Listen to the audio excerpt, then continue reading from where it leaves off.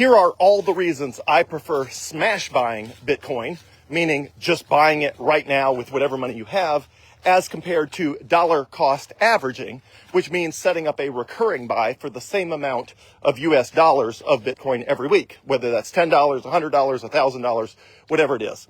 I have always preferred smash buying Bitcoin, meaning buying it up front, as opposed to waiting or buying it over time. And I want to walk you through the reasons why. So first of all, when people are buying Bitcoin, they typically have an amount of money that they want to invest in Bitcoin up front. Now, if your only capital availability is over time, like, hey, you only have $50 a week to invest in Bitcoin, great. The decision is made for you. Just set up a recurring buy of $50 per week, which is called dollar cost averaging, DCA. So great. If that is how your capital availability comes, is so much per week or so much every 2 weeks, great. Buy Bitcoin every so often. Works great. That's your best option. But if you have an amount of Bitcoin that you're willing to invest up front in a lump sum, then I always prefer to invest the entirety of it up front in Bitcoin. And here's the reason why. First of all, if you're going to dollar cost average, you immediately have to answer multiple other additional questions that are going to trip you up. For the first of which is, over what time period are you going to dollar cost average? If you're going to invest $10,000, are you going to do it $1,000 a week for 10 weeks? Are you going to do it $1,000 a month for 10 months? Are you going to do it $500 a dollar a day for 10,000 days?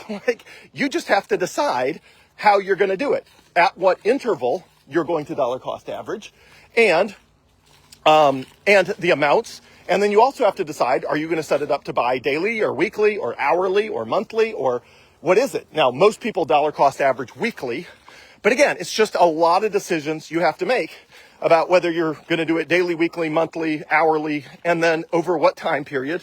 And then you've got to decide, are you going to lump sum some of it? As in, are you going to invest $5,000 of your $10,000 up front and then dollar cost average the remainder over a period of time? It's just a lot of questions that mess a lot of people up that keep them from ultimately investing in Bitcoin. The other downside, which I don't think I've ever talked about before, is, in my opinion, the goal with investing is to accumulate wealth as fast as possible and as much as possible so that you can improve the lives of yourself and your family. You can give charitably to your church, Christian missions, all the ways you can make the world a better place. The purpose of wealth accumulation, in my case, is to ultimately give it all away, to use it to advance God's kingdom, to redeem this world we live in as much as possible until the day that Jesus comes back, whenever that is. That's the point of wealth in my world, in addition to improving the lives of myself and my family, making sure my kids can go to college, all that sort of stuff. Okay, so that means I'm trying to accumulate as much Bitcoin as possible, as fast as possible, for all of those reasons. But as soon as you have a dollar cost averaging strategy, it enables you to put Bitcoin out of your mind. The problem is, putting Bitcoin out of your mind is not a great strategy if you're trying to accumulate the maximum amount of Bitcoin.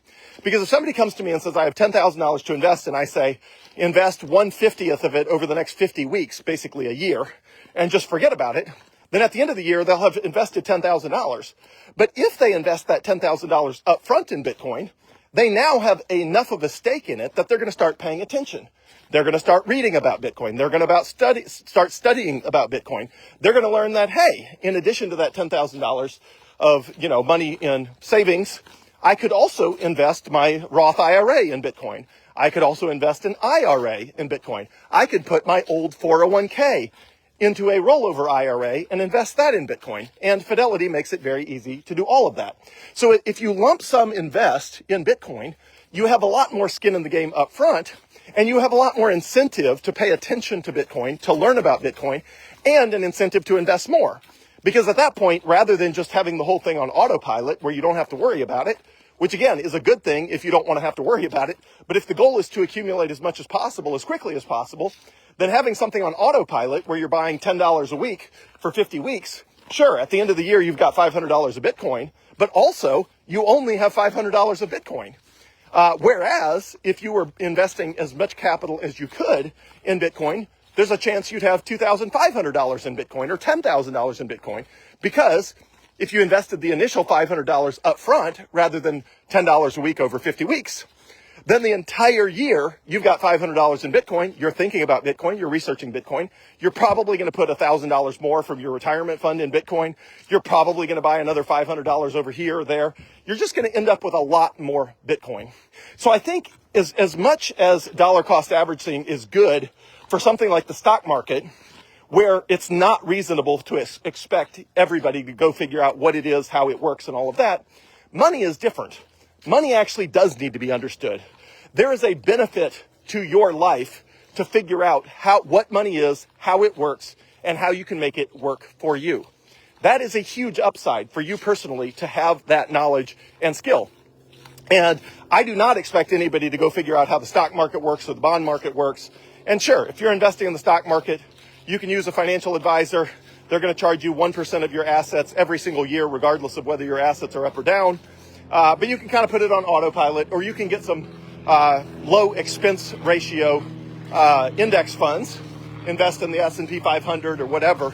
And for those, sure, dollar cost average, put them on autopilot, put it out of your mind. Because the benefit of an investment of something like that is that it just rides forever.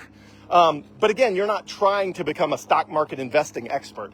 There actually is a benefit for you to understand how money works, why Bitcoin is good money, and how the future of finance will work when everything runs on Bitcoin. That is worth understanding, which means it's worth having front and center in your mind. So as a result of that, in my experience, if somebody smash buys Bitcoin, let's call it $500 up front instead of over time, they're paying a lot more attention to Bitcoin. They're a lot more likely to put more money in Bitcoin, and you don't have to make decisions about over what time period, because it's simple. You buy as much as you can, as soon as possible, and it's that simple. And if the price dips, you go find some way of earning more money or reallocating capital you have to buy more Bitcoin. So yeah, the price might dip, find more money to invest in Bitcoin. If it dips some more, find some additional money to invest in Bitcoin. It is that simple. And it's just a lot cleaner, in my experience, as opposed to dollar cost averaging, especially when certain things like retirement funds do not make it easy to dollar cost average. If you're moving an old 401k into Bitcoin, there is not a good way to move 1/10 of it at a time over 10 weeks or something like that. Typically, it's all or nothing. You're either moving it over to a Fidelity Crypto IRA or you're not. And it does not make any sense to move a tiny little bit of it every week for 52 weeks or something like that. So that's why I recommend smash buying Bitcoin. To summarize all of that, I think buying Bitcoin as soon as possible with as much capital as you have is a better way than dollar cost averaging. The only exception is if Bitcoin's price is so high that James Check, my favorite Bitcoin analyst, is officially calling the market overheated. That has not happened in the last 3 years. But if that day came where even James Check is saying, this thing is so frothy and the price is so crazy that it's probably going to come back pretty strong down, then I would say, okay. And if that happens, I will be all over Facebook telling you that it is a good time to dollar cost average. I started thinking about that when Bitcoin was above $120,000 over a month or two back. But ultimately, the indicators that we might be near a top were just not strong enough to be worth considering it at that time, in my opinion. But that doesn't mean if we race from where we are today up to $220,000 in the course of a series of months, yeah, it might be a little unsustainable in the near term, at which point I might tell you that dollar cost averaging, even though generally it's a worse strategy, in that situation might be a slightly better strategy. But again, we're not there right now. And we're definitely not right there right now at $95,000 per coin, 25% below the all-time high. I think right where we are right now is a buy as much Bitcoin as you possibly can as fast as conceivably possible sort of time. So that's why I prefer smash buying Bitcoin as much as possible rather than waiting. And that is what I'm doing. That is what I've done. And that's why I've accumulated as much Bitcoin as I have, because I have not tried to game the system. I haven't tried to do stupid stuff. And I'm literally just buying as much as I can whenever I have the cash to do it. And it is that simple.